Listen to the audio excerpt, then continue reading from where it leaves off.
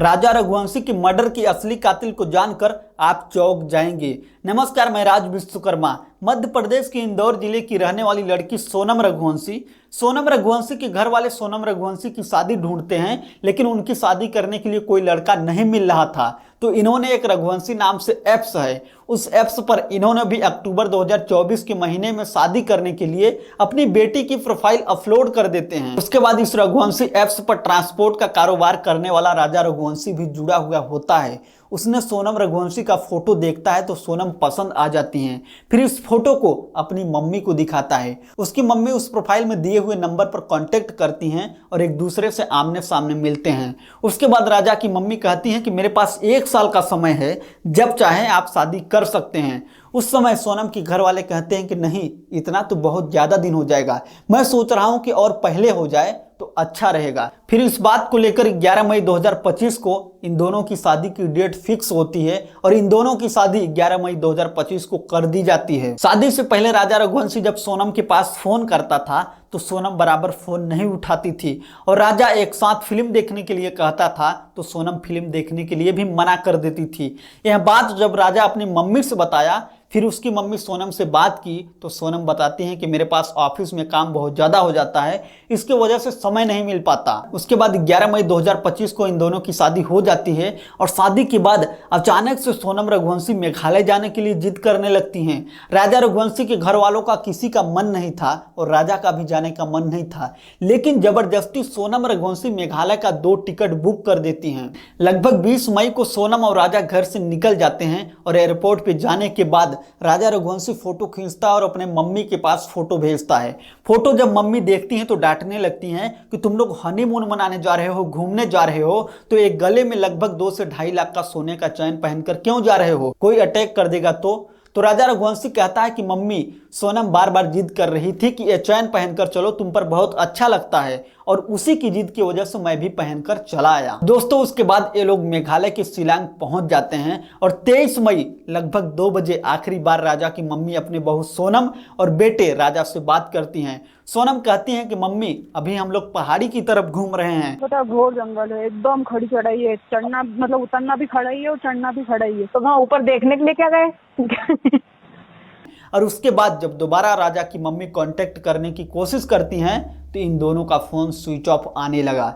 तो इनको भी लगा कि अभी तो ये लोग पहाड़ी की तरफ घूमने गए हैं, हो सकता है नेटवर्क ना होने की वजह से फोन स्विच ऑफ आ रहा है। लेकिन मामला कुछ और हो गया रहता है। 2 दिन इंतजार करने के बाद सोनम का भाई गोविंद और राजा का भाई विपिन एक साथ होकर मेघालय के शिलांग जाते हैं और वहां पर खोजने की कोशिश करते हैं। पुलिस प्रशासन से गुहार लगाते हैं, लेकिन कोई सुनवाई नहीं होता है।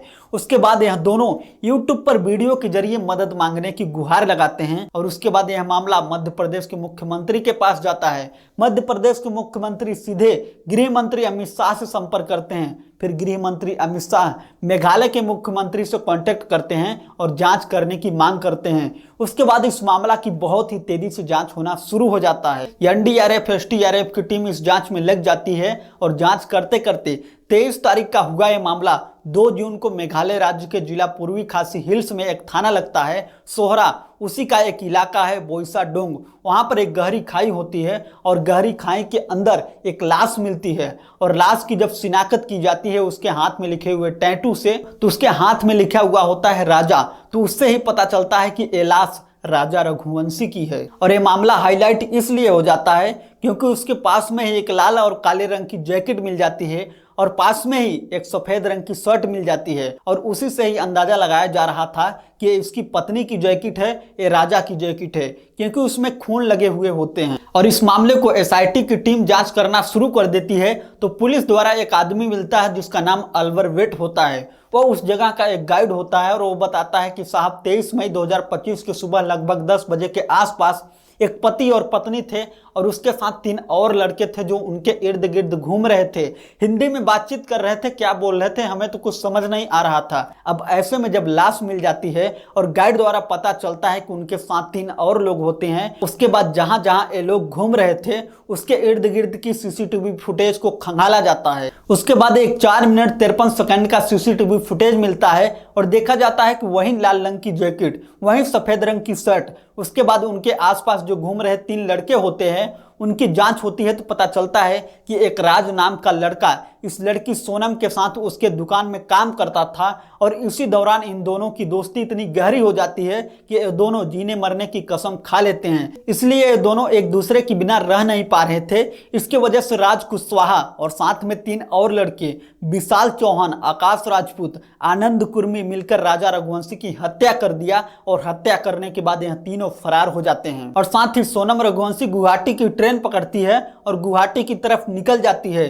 23 तारीख से इस मामला की जांच जारी था और आते आते 8-9 तारीख की रात लगभग 1 बजे उत्तर प्रदेश के जिला गाजीपुर में हाईवे रोड पर एक नकाशी जायका नाम से ढाबा है, उस ढाबे पर आकर बैठती है। काले रंग की टी शर्ट, काले रंग की पैंट पहने हुई होती है, एकदम परेशान हालत में दिखती है। जब ढाबा के मालिक पूछता है कि मैडम आपको क्या चाहिए, सोनम रघुवंशी ढाबे वाले से बोलती है कि भैया आप अपनी मोबाइल दे दीजिए, हमें एक इमरजेंसी फोन लगाना है। उसके बाद उस ढाबे वाले ने अपना मोबाइल निकाल कर दे देता है और मोबाइल लेने के बाद अपने भाई के पास फोन करती है और बताती है कि मैं यहाँ पर हूँ। कल रात के 1 बज रहा था और जो सोनम रघुवंशी हैं वो कल रात के 1 बजे पीछे रोड से आ रही थी पैदल। फिर वो मेरे पास आती हैं और पूछती है, मतलब मेरे हेल्प मांगती है, मोबाइल मांगती है। हम पूछते हैं क्या हुआ आपका मोबाइल, बोलती है मेरा मोबाइल चोरी हो गया है और थोड़ा अर्जेंट है, आप बात करा दीजिए। तो उनके फैमिली पर मतलब वो नंबर बताती है, हम कॉल करते हैं और वो बात करती है। कुछ देर ही बात करती है, फिर वो बहुत ज़्यादा भावुक होकर रोने लगती है। फिर वो बात नहीं कर पाती तो हम उनकी फैमिली से बात करते हैं, पूछते हैं कहाँ पे कॉल लगा है, तो एड्रेस बताते, फिर हम यहाँ का अपना एड्रेस बताते हैं।